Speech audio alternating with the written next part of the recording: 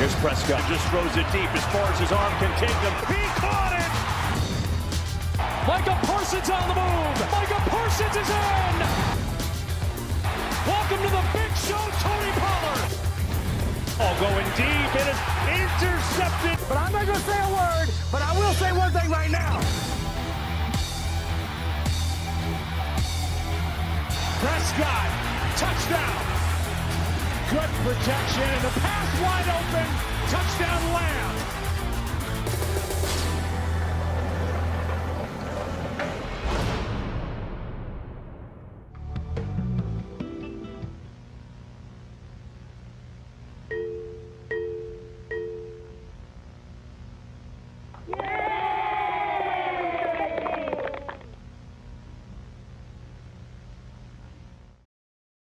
Well, hello there, ladies and gentlemen. Welcome back to the channel. It's Space Cowboy here with another video for you guys here today. And we got to talk about an interesting experiment that Dan Quinn's trying to perform at Dallas Cowboys Training Camp, and that's utilizing Leighton Vander Esch as a pass rusher. Something that we didn't really think that would be in the cards, but maybe Dan Quinn's cooking something up that's going to help us down the road. Now, before we get any further into this video, if you guys could do me a favor and hit the like button, that'd be greatly appreciated. It shows support for the channel and helps fight against the YouTube algorithm, so thank you for that. Also, if you're new, subscribe, hit that notification bell so you stick around for more Cowboys content as it comes out. So, Leighton Vander Esch being used as a pass rusher, again, is something that's never crossed my mind. Ever since the Cowboys drafted him back in 2018, it's really been, he's an off-ball linebacker, and we really referred to him as an off-ball linebacker this entire time. You know, I've seen him blitz once or twice, but never as a pass rusher. But there are a couple things that I'm thinking about when I'm hearing them use Leighton in this way, and the first is Micah Parsons that comes to mind. Micah Parsons, there's the whole thing of him moving to edge full-time, and not really be more of the chess piece that we were thinking he could be that first year he was in the league. Now, I still think he'll be used as a chess piece because that's kind of what's being told, and even Micah said it himself. But what makes things even more intriguing is that if Micah ends up being an edge full-time, is that meaning that Leighton Vander Esch becomes the chess piece, but really the, moderate chess piece, if that makes any sense? Because now we're getting into the whole, what would it look like in a play where they're rushing the passer? Like, is it meaning, oh, we're just going to use him in a blitz situation? Are we going to use him in certain packages in case someone gets hurt?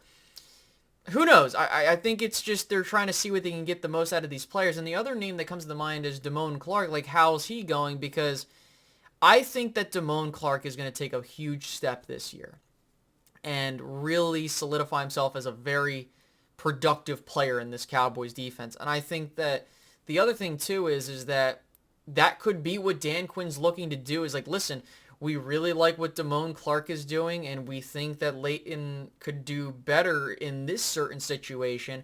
And, the other thing too is like with Leighton, he really struggles in instances where the run defense up front isn't good.